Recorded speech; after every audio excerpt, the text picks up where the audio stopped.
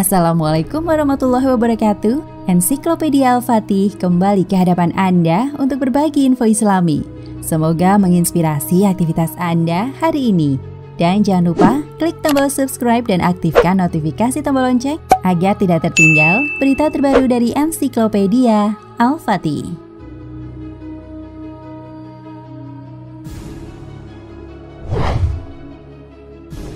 Qaf adalah nama lain yang juga sering disebut sebagai penyebab gempa bumi. Bahkan ada yang mengatakan jika semua gempa yang terjadi di muka bumi disebabkan olehnya. Lalu siapa Qaf? Menurut riwayat, ia adalah sebuah gunung misterius. Ia dikatakan begitu besar, bahkan jadi tiang penyangga langit. Dan gempa sendiri terjadi karena ia menggerakkan urat-uratnya. Lebih jauh soal Qaf, berikut ini fakta-fakta darinya yang akan membuat Anda terbelalak.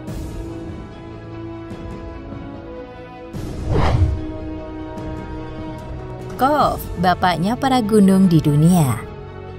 Everest adalah nama yang bakal langsung disebut ketika membahas soal gunung terbesar. Tapi menurut sebuah riwayat, Qaf lah yang paling masif di muka bumi. Definisi besarnya tidak begitu jelas, namun ia memiliki ukuran yang tak pernah bisa dibayangkan oleh manusia. Tapi sebagai gambaran soal besarnya, gunung-gunung yang ada sekarang seolah hanya sebagai uratnya. Bisa dibayangkan ya, jika uratnya saja segede kawi atau kelut, maka Qaf sendiri tentu besar sekali. Makanya tak heran gara-gara perumpamaan ini, Qaf disebut sebagai bapaknya para gunung di muka bumi. Kemudian bagaimana untuk bentuknya sendiri? Hal ini juga tidak diketahui pasti. Apakah menjulang macam gunung-gunung pada umumnya, ataukah berbeda? Tidak ada yang pernah tahu.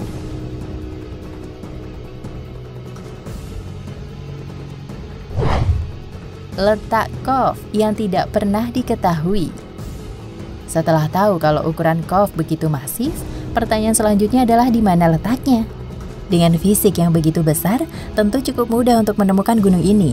Mungkin secara logis demikian, tapi faktanya gunung ini juga misterius soal keberadaannya. Seolah ada sebuah tabir yang menutupi mata manusia dari gunung ini. Meskipun tidak diketahui secara pasti letak gunung ini, namun disebutkan kalau ia mengelilingi dunia. Mungkin analoginya seperti bagian tepi dari sebuah piring atau nampan berbentuk lingkaran. Keterangan ini pun akhirnya banyak dipakai oleh penganut bumi datar.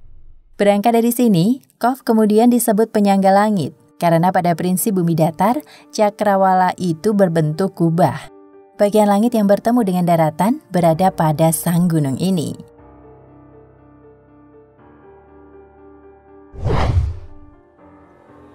Warna langit ternyata berasal dari Qaf. Kalau ditanya kenapa langit warnanya biru, tentu jawabannya adalah pembiasan cahaya matahari oleh atmosfer. Memang benar demikian, tapi siapa sangka disebutkan pula jika sebenarnya warna langit itu berasal dari Qaf. Waduh, bagaimana ceritanya bisa begitu? Jadi meskipun tidak diketahui bentuk dan letaknya, disebutkan jika Qaf memiliki warna hijau kebiruan. Bahkan disebut pula ia terdiri dari batuan zamrud. Nah, karena bentuknya yang besar dan ia juga kerap dihubungkan sebagai penyangga langit, maka kemudian sang angkasa ini pun memantulkan warnanya, sehingga jadilah langit berwarna biru seperti yang kita lihat sekarang.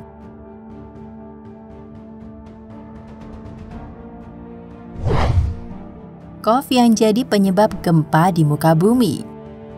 Di bagian awal tadi disebutkan bahwa Qaf adalah penyebab terjadinya gempa bumi di seluruh dunia. Pertanyaannya adalah bagaimana kejadian atau prosesnya? Jadi seperti yang sudah disinggung, jika gunung-gunung di dunia adalah uratnya Qaf. Ketika Tuhan menghendaki gempa di sebuah tempat, Dia akan memerintahkan sang gunung besar untuk menggoyangkan salah satu uratnya. Kuat atau tidaknya gempa yang terjadi mungkin tergantung bagaimana Qaf menggerakkan urat-uratnya. Lalu kemudian bagaimana sang perkasa ini mampu mengguncang tempat yang jauh, tak lain karena antara satu gunung dan lainnya berkaitan.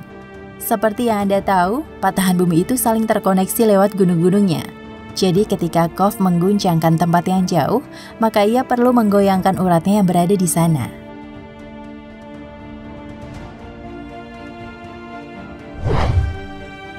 Qaf yang tidak disangkal keberadaannya. Membaca keterangan tentang Qaf ini tentu bikin geleng-geleng ya. Gak hanya soal bentuk dan kemisteriusannya, tapi juga kemampuannya menggetarkan dunia. Lantaran hal-hal fantastis ini, maka tak semua orang lantas mempercayainya. Apalagi umumnya manusia hanya mempercayai apa yang mereka lihat dan dengar. Di luar itu, semua hanya dongeng. Jabal Qaf yang dicipta oleh Allah dari zamrud yang hijau itu adalah gunung yang mengelilingi ke segenap penjuru pada urat bumi agar bumi tidak bergerak bergoncang, dan ia dijaga oleh satu malaikat yang besar, kekar dan kuat. Pada suatu hari, Iskandar Zulkarnain naik ke atas Jabal Qaf dan bertanya, "Hai Jabal Qaf, di bawahmu ada sejumlah bukit-bukit kecil. Coba ceritakan kepadaku kekuasaan Allah yang demikian itu." Jawab Jabal Qaf, "Di balik saya ada bumi yang berjarak 500 tahun perjalanan, ditambah pula oleh Allah yang memiliki kekuasaan yang sangat besar, yakni 500 buah bukit yang dijadikan dari air yang dibekukan, bukan es atau salju." Dengan air yang dibekukan dimaksudkan sebagai daya tahan terhadap lapisan-lapisan bumi agar tidak habis atau hancur terbakar oleh kedahsyatan ganasnya api neraka yang ada di bawah lapisan bumi yang terbawah. Allah berfirman, "Dan di bumi terdapat bagian-bagian yang mendampingi." Quran Surat Ar-Ra'd ayat 4.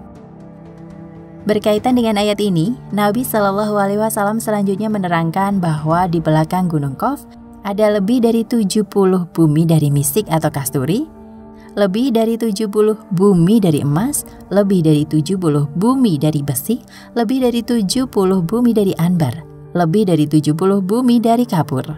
Di belakang ini semua terdapat alam malaikat. Tidak ada satu manusia pun yang mengetahui jumlah para malaikat ini kecuali Allah. Dan mereka bertasbih dengan kalimat La ilaha illallah Muhammadur Rasulullah.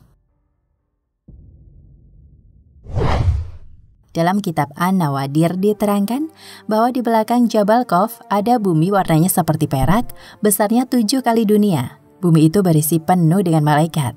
Begitu padatnya jumlah malaikat, jikalau sebuah jarum terjatuh, pastilah akan menyentuhnya terlebih dahulu sebelum sampai ke bumi. Para malaikat itu memegang bendera yang tertulis La ilaha illallah Muhammadur Rasulullah. Para malaikat itu berkumpul setiap malamnya bulan Rajab di tempat itu, perlu untuk bertadarru dan mendoakan keselamatan umat Muhammad Sallallahu Alaihi Wasallam. Mereka berdoa, "Ya Allah, berilah rahmat umat Muhammad Sallallahu Alaihi Wasallam, dan janganlah Engkau azab mereka." Dan Allah pun mengampuni segenap umat Muhammad Sallallahu Alaihi Wasallam.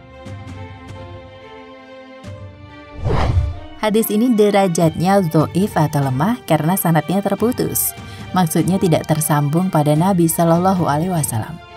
Sebagian ulama hadis lain menjelaskan bahwa sanad hadis ini mauquf atau terhenti pada seorang sahabat Nabi yang bernama Abdullah bin Abbas radhiyallahu anhuma. Sehingga dengan demikian riwayat tersebut bukan termasuk sabda Rasulullah Shallallahu Alaihi Wasallam. Maka kita tidak boleh mempercayainya dan mengamalkannya. Wallahu a'lam bishawab.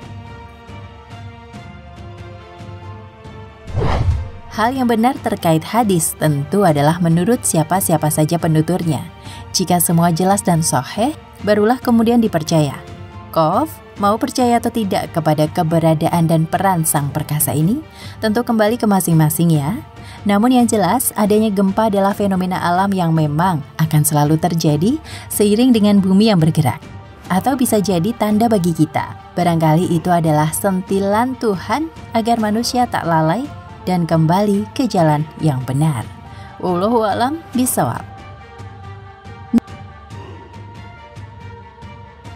Ya pemirsa Ensiklopedia Al-Fatih, sampai di sini perjumpaan kita kali ini. Semoga menginspirasi.